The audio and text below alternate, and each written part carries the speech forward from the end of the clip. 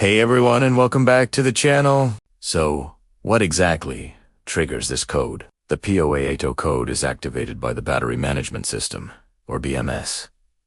The BMS is the brain of your battery pack. It constantly monitors every single cell within the battery, keeping an eye on their voltage, temperature, and overall health. When the BMS detects that one or more cells are weak, failing, or significantly out of balance with the others, it throws the P0A80 code to protect the entire system and alert you to the problem. Imagine your battery pack is like a long chain. If one link in that chain becomes weak, it compromises the strength of the whole thing. In your Tesla that weak link is a failing battery cell or group of cells. This imbalance means the pack can't charge or discharge evenly, which reduces your car's range, performance, and overall safety. Now, where is this massive battery pack located? In a Tesla, the main high-voltage battery pack is a huge, flat assembly situated right under the floor of the car, stretching almost from the front wheels to the back wheels. This design gives the car a low center of gravity, which is great for handling. But it also means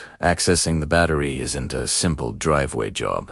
It's a complex and heavy component, sealed for protection. So, how do we diagnose a P0A80 code accurately? The first step is to connect a professional-grade diagnostic scanner to the car's OBDII port. But we need more than just a basic code reader. We need a tool that can communicate directly with Tesla's BMS.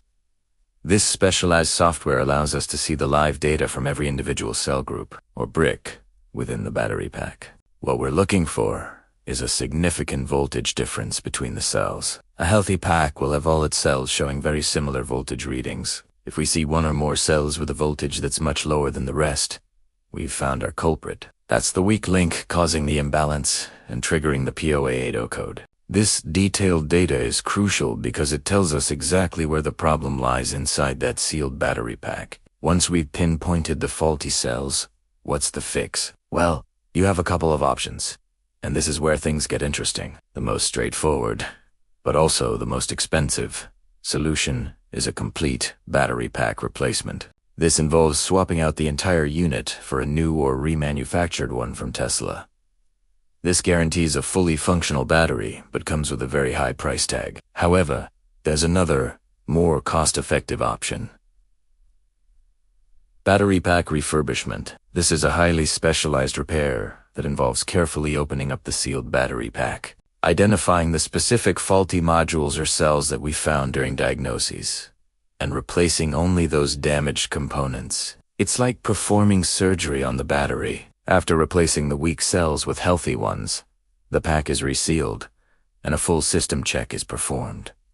But the job isn't done yet. The final, critical step is to recalibrate the battery management system. After replacing the cells, we need to tell the BMS that the hardware has changed. This recalibration process resets the system's learned values and allows it to recognize the new cells, ensuring the entire pack is balanced and working together harmoniously. Skipping this step would be like putting in new parts, but not telling the computer. And the P0A80 code would likely just come right back. Dealing with a P0A80 code can be daunting, but understanding what it means and what the repair process involves can make it a lot less scary. Whether you opt for a full replacement or a targeted refurbishment, the key is a proper diagnosis to understand the true health of your battery. Thanks for watching. I hope this breakdown of the P0A80 code was helpful. If you have any questions or have experienced this code yourself, drop a comment below. Don't forget to like this video and subscribe for more deep dives into EV repair. See you in the next one.